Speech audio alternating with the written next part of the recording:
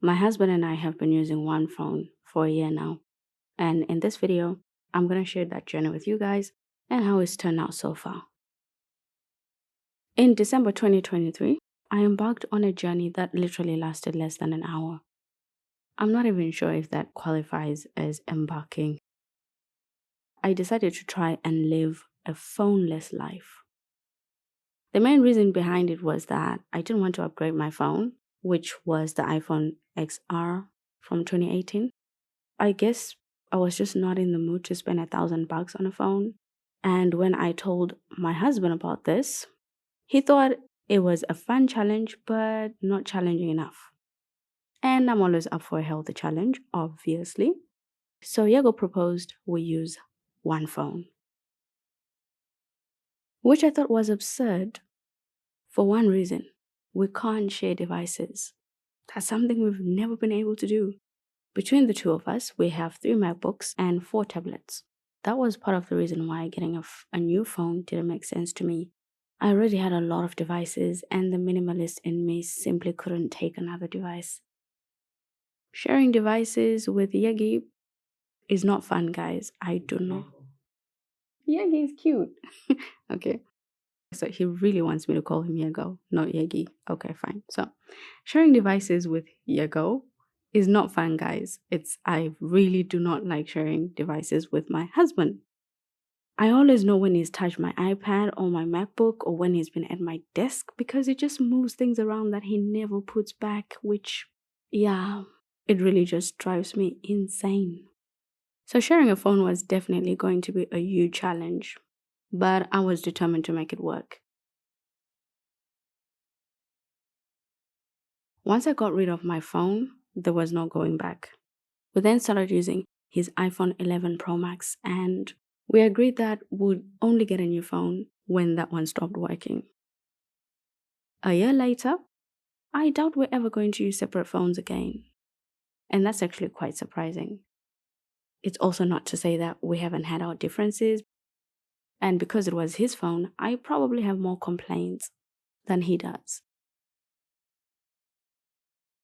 The first challenge I've had in the last 12 months is remembering his password when Face ID is not working. I already use different passwords and codes for all the devices that I use just for security reasons because I'm paranoid like that. So I had one more to remember, and it's been a nightmare. I still have to think for a sec each time I have to use his passcode.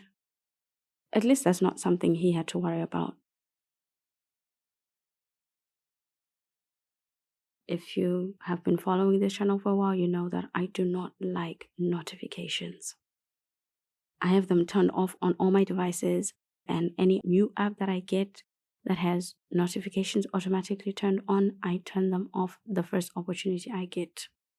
Because I just don't like getting distracted by random messages from different apps. And on Iago's phone, most of them are not useful or relevant because we're sharing the phone. But he loves notifications. He has them turned on for all his apps, and no matter how many times I've turned them off, he doesn't get tired of turning them back on. At first he would complain, but now he doesn't complain. He just turns them on and just keeps quiet. At least I have convinced him to put the phone on silence 90% of the time, but yeah, he removed it a month ago and I just gave up at that point. I really do not like notifications, and I've had to deal with that for the last 12 months. When we decided to share one phone, we didn't factor into our calculations that one phone meant one SIM card and effectively bank accounts. My husband is into blockchain technology, and the only part of that I mildly understand is cryptocurrency. He has a lot of different finance accounts that he was already using, and he's always kept his personal and work finances separately. So for our daily expenses, we use my accounts. But in 2024, we've explored new ones that all had to be in my name. And so I had to do all my account verifications using his number. So now it's just one big mess with banks and wallets and e-wallets and all of that. Our most used app, and this is the funny part, Our most used app sometimes requires a face scan when making big payments, and he really doesn't like that because you can't use that app when I'm not around.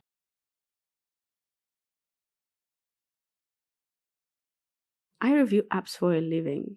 That involves systematically tracking updates and keeping all my apps up to date every single day. My baby does not update any of his devices. But now I'm stuck with his phone that he simply won't update. I could update it for him, and I've tried this a couple of times, but he uses like 3 different Apple IDs, and no way I'm going to remember all his passwords. Simply not happening.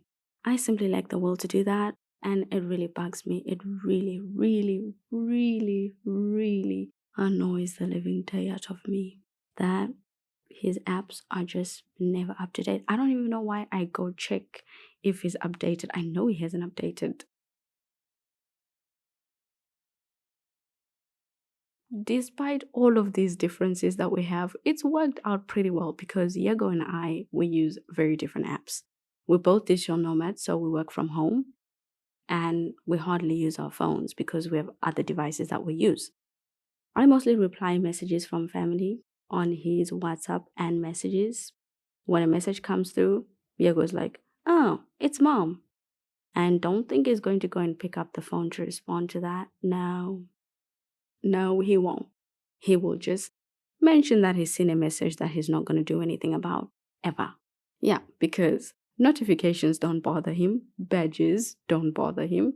Like, not phased by notifications. So he'll know there's a message and still choose not to reply even after 2 weeks.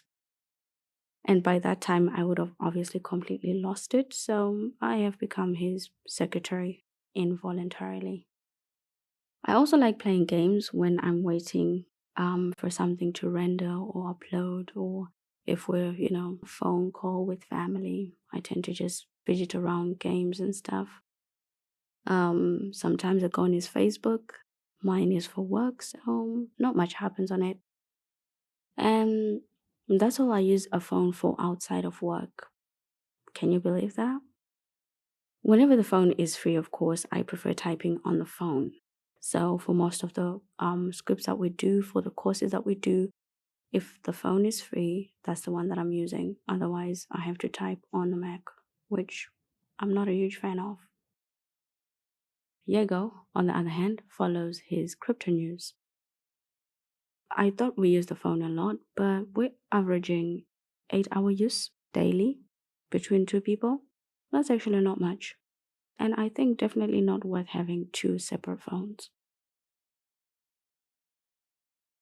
The iPhone 11 Pro Max has been freezing for months now. It's not dead yet for replacement as we initially agreed. I've actually never had or seen anyone with an iPhone that actually died. So I think I'm just surrounded by a bunch of responsible humans.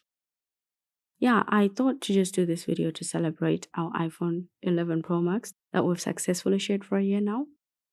We're not sure if or when we're replacing it, but we have agreed that the next phone will use my Apple ID because at least I update apps.